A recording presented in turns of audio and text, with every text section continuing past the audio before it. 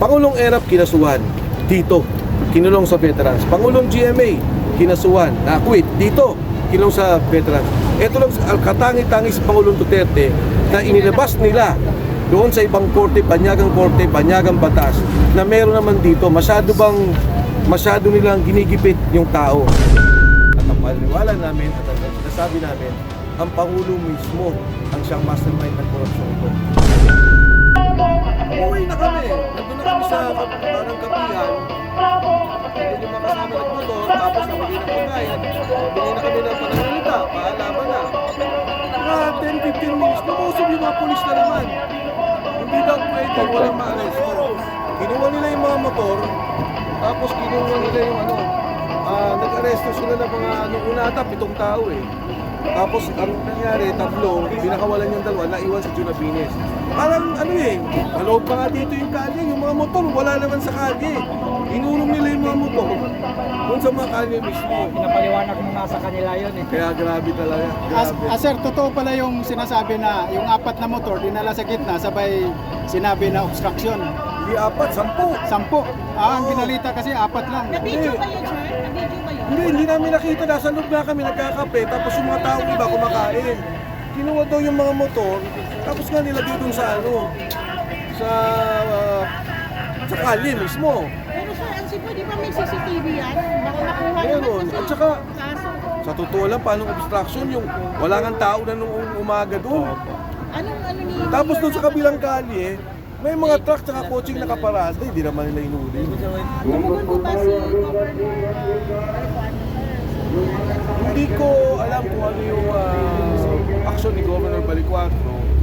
Pero nung hapon kasi, the day before, parang sinasabi niya, sana daw, yung rally nga, parang may gano'n siya statement eh. Ako naman, sinagot ko na kagad yun na papayapa to. Hindi naman pwede dahil gusto mo magpakitang ayos ang bansa, ayaw mo nang magpahiwatig sila ng kanilang mga sentimento, magpahiwatig ng kanilang nararamdaman. Kaya yung mga taga Cebu, talagang yung isa nga doon, magaling kasi yung motor niya may sound system pa. Na tunugan niya at parating yung pulis o nakita niya, nakatakbo siya kagad. Ay, hindi man lang siya muna nag-video para kahit pa paano may evidence. Kasi yung motor niya kukunin din, kawawa yung mga taga kasama natin. Kaya nga yung naging stand ni John, sige pwede na, paparesto na lang ako. Wala naman siyang violation. Simunod na lang para doon sa Nagpa-arresto walang ka gulo. talaga, sir? Siya. Yung kasi Ako ayaw nga ako arestuhin eh. Reject ako, reject. overqualified daw po. Patay. Sir, kayo, sir. Ay po, Liza So, Aquino po anong ng update ABS-CBN. doon? Ay, sige. Anong update na, sir? Anong Sige, update last po question, doon sir. sa nahuli na? Si John Abines nakawala lang kanina. Nag-cancel. Hindi ko nga maintindihan dahil ang kaso nung nalaman ko nung gabi, BP 880 illegal assembly. Na sa tingin ko, wala naman yun kasi paano illegal assembly, tapos na nga kami doon sa ginagawa. Ang sinabi sa akin ngayon ng isang kasama natin, ano na daw? Obstruction. Ikaw ba? Obstruction na daw. Pero we can consider naman 880 kasi di ba maliwanag naman sa ating constitution na we have a right to a symbol in petition the corrupt government of the state. So we cannot consider Tsaka that. makikita mo yung buong puwersa ng gobyerno, nandun yung police, nandun yung regional police, nandun yung LTO, inuuli yung mga motor ha. Yun nga, sir. Parang ang kalaban ko nila, sir, mga kalaban ng bansa. Ngayon tayo ng bansa na naglalabas lang ng damdamin kung ano naramdaman natin sa mga kawalan. Again, in fairness, naawa ko dun sa mga police. In fact, may official pa nga dun, sabi sir, Duterte kami. Hindi namin makakalimutan yung ginawa niya para sa kapulisan at sa bayan. May mga ganun ha. Tapos may mga tumatapik na mga naiintindihan ko, naawa din naman ako. Yun nga, sana umabot na rin sa punto na talaga malawakan na yung hindi pagkilos ng pulis para sa pagsunod sa illegal na order ng administrasyong to. Sir Mike, mabilis lang po. Oo, Liza okay. Aquino po ng ABS-CBN. Sir, just kindly explain to us ano po ang program na mangyayari po for today, sir? Actually, yung ground commander dito, San Placido ba? Ay, Teo. Ito. Anyway, nagtawag kami dito dun sa pagkilos ngayon at ito resulta na rin nung nangyari dun sa impeachment case na talagang hindi nila tinanggap. At ito'y patuloy namin pagpapahiwatig sa galit namin sa kuraputan na nangyari at korupsyon sa bayan at ang paniniwala namin at ang sinasabi namin, ang Pangulo mismo ang siyang mastermind ng korupsyon ito. So yung impeachment case namin, hindi nga nila tinanggap kung nakikita ninyo. So patuloy ito, hindi lang naman ngayon, patuloy kami na magtatawag hanggat hindi nakukulong yung mga dapat makulong sa gobyerno ito. Tama. Sir, nagkaroon po ba kayo action regarding sa ano ng secretary na hindi niya Ngayong linggo to, gagawa kami ng aksyon sa Secretary General's Office sa hindi nila pagtanggap. May mga nagsasabi, kasi daw hindi namin iniwan. Paano namin iiwan? Naka-video yun, nakita yun na maraming tao. Pinipilit namin na kahit na doon lang sa front desk ng Kapen, ayun lang tanggapin. Kaya ito, patuloy kaming kikilos dahil, para dito. Pangalawa, kasama doon sa impeachment case yung pag-kidnap kay Pangulong Duterte.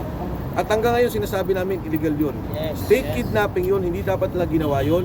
At ang ginawa nilang pagkilos doon 2023, ilang taon, humigit kumulang 5 taon na wala na tayo sa ICC, talagang pinlano nila. Alam mo, dito sa bansa natin, naintindihan natin, no?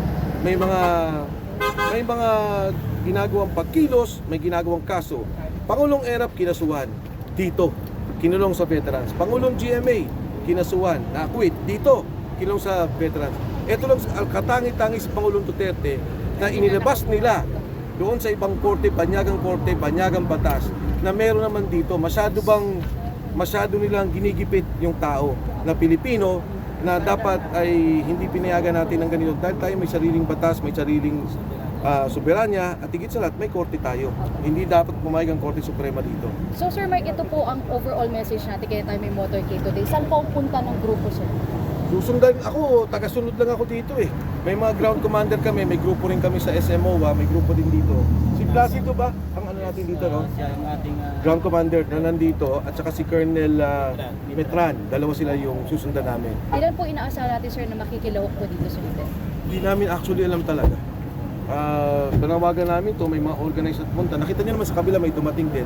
Palagay ko, dire-diretso to. Kung hindi lang ngayon, kundi sa darating na panahon, kung saan kami mapunta, kung kinakailangan magpunta namin sa Forbes Park, sa dalahan ng pera, o sa Malacanang, kung saan ang pumupunta yung korupsyon, pupunta kami doon. So sa ngayon po, sir, one last question na lang. From here po, kayo po iikot sa EDSA, may point. EDSA talaga kami. Yung point of convergence, again, sa ground commander namin pinapaubaya. Katulad ng nangyari sa Cebu, ayaw namin masyadong malaman kasi ginigipit na talaga yung mga tao. In fact, may order ngayon na gigipitin na naman daw itong gagawin namin motorcade caravan. Harang-harang sa Paano kung may kotse na banggaan na ba? Ito po bang PNP, sir, ay hinaharang po kayo ngayon sa inyo? Hindi naman, pero may mga nakita kami mga orders na nilabas sila. Hindi namin alam kung totoo yun. About the cars, the motorcycles. Sana wag naman. Ano pong order yun, sir? Na may katulad ng ginawa nila sa Cebu, may ORCR, tapos kasi iba motorcade caravan naman tayo, susunod kami sa traffic regulations at susundan lang namin yung traffic flow. Wala kaming gustong panggugulo, mapayapa to at gusto lang namin sabihin sa taong bayan. Palagay ko naman, hindi lang sabihin sa taong bayan, kami na kumakatawan sa sentimento ng taong bayan na nakita naman natin sa mga dumating na panahon, negative 50 na ang Pangulo, galit na ang tao. At itong mga taong kasama namin dito, ang kumakatawan lang sa sentimento nyo. Sir Mike, maraming salamat. Thank you, maraming salamat. Thank you.